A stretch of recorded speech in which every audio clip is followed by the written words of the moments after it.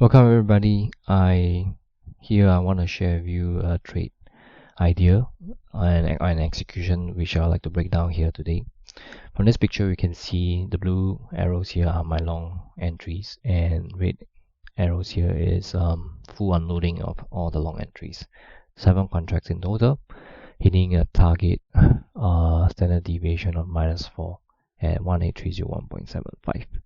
So this is part of my trade journal of how I would accompany a picture together with some textual writing of how I felt and of the day of why I took the trade. Yeah. Without further ado, let's go to trading view to take a look at the charts. So on the left, I have the NQ micro contract on the 5-minute, as well as on the right, I have the ES correlated asset micro on 5-minute as well. What I want to start off with is that NQ took out the lows here and hit a high time frame PD array, which is the daily order block. And with that, it started to climb higher without showing any weakness or retracement further into discount for to provide entry for people to go long, but it just continued to go up. And for ES as well, it's the same thing. And I wanted to show here primarily the SMT that occurred.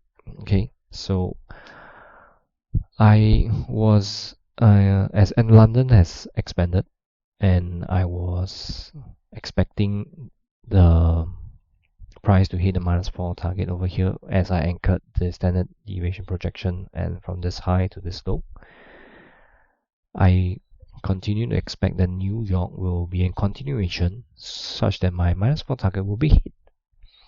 And with that, I was waiting and camping and stocking price and hoping that it will hit some PD array around this region, which I could see was a few fair value gaps and an order block here, or some sell stops that could be taken out here as well. But what happened was SMT, and also usually I look out for an order block to form at the 9:30 candle, but as you can see here at the 9:30 it wasn't an energetic candle, so I wasn't really convinced that it was an order block formation at this point, so I waited for further confirmation. As you can see, the real volatility only kicked in here at about 9:45, which is the turning point. So ES made a higher high, NQ made a lower low, taking out the sell side liquidity here before going up, and ES just hit in the middle of nowhere. But what caught my eye was that as I was expecting silver bullet to form at this silver bullet zone, ES nearly touched it but didn't. And the subsequent candle that formed, this red one, had a long wick showing resistance to go lower. And the next candle, which is a bullish candle, is a very energetic one. So these two coupled together becomes a bullish signature that confirms my trade idea that price will continue to reach for -4. Okay, I draw this orange line was because it could also potentially mean that it reversed here. If you look to the left side of this chart, there was still some sell side, buy side liquidity here. So it, I mean, it's valid if you say that you choose to reverse here. And this green candle just barely hit this 5-minute order block, and then it didn't show signs of going higher for the next few minutes, and it did not close within the min threshold of this order block. Wouldn't really want to go deep into that as I'm going long. So for me here, ES as well pierced through the min threshold. So to me, that means it's still bullish. I will go on to the NQ and micro chart now to describe further. So this is the widened view of just the micro NQ chart. We have the daily candle looking like this at the end of the day. It started off here, went to the low, hit the daily order block, expanded high, could have reached up to this all-time high, buy side liquidity here, but didn't, and it closed off here. So with that, based on this bullish signature, I entered here, thinking that these 3 red candles are a formation of a bullish order block. Alright, so I had to wait a bit of a drawdown here as price deep into this fair value gap, and then subsequently making its way up. As I was very confident that it was continuing on its bullish move after breaking, negating this bearish order block. Hence, I entered another 2 contracts here at a 3-minute order block, and another 2 more here at the 1-hour volume balance high. So this was kind of like another jumping board for it to jump off, act like an inversion level, inversion volume imbalance here, if you want to say it, phrase it that way, and fully holding through the positions all the way here. I think that churned out about profit about $1,160, and that is what I'm content with, because I'm confident that when price hits a minus 1.5 level, it will hit a the minus 4 level.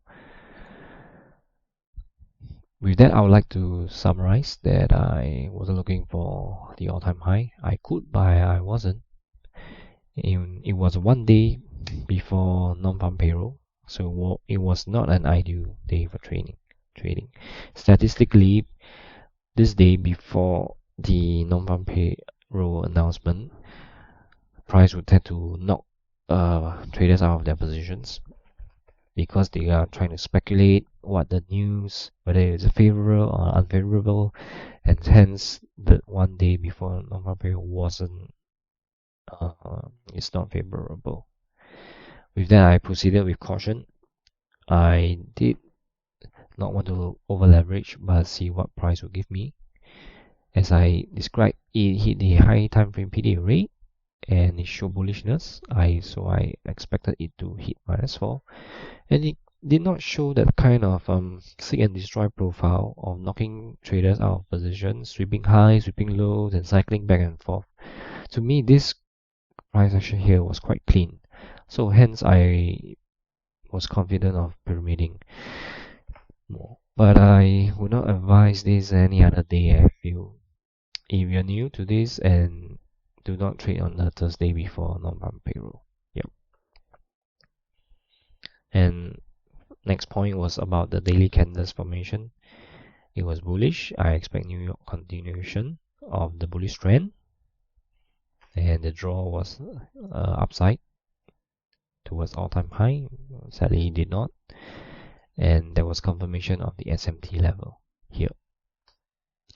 Now that's the end of what I want to share about this, but I would like to just give a little tip here, how I managed to craft this trade execution.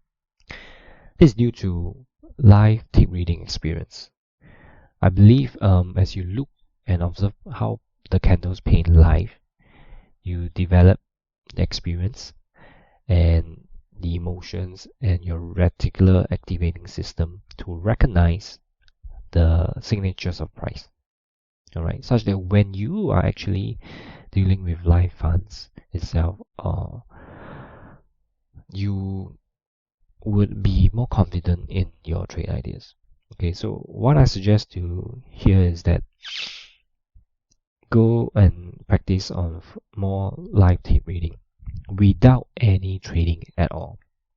So it's just pure focus, relax yourself, focus your eyes on the how candles paint, and that's it. Do not add on anything, external factors or willingness to want to trade. Do not. Just let yourself soak the experience of seeing the candles paint and seeing where it would react, why did it create a low here, what time it was, where would it go higher, drawing standard deviation projections and see whether it will hit. And gaining this kind of exposure will allow you to develop something that catches your eye, and hopefully that will help you find your model and your trading success blueprint. So this is what I want to leave with you all today. Thank you for staying on and watching, and I just want to say that I took this trade on the Elite Trader Funding futures prop firm. The referral link is right below in the video description. I happen to took the 90% discount offer with a pogo, pass one get one free, and hence I was trying to pass the challenge. I did not pass at this day, but I managed to pass on the Friday 8th of March. So thank you for watching. I'll see you next time.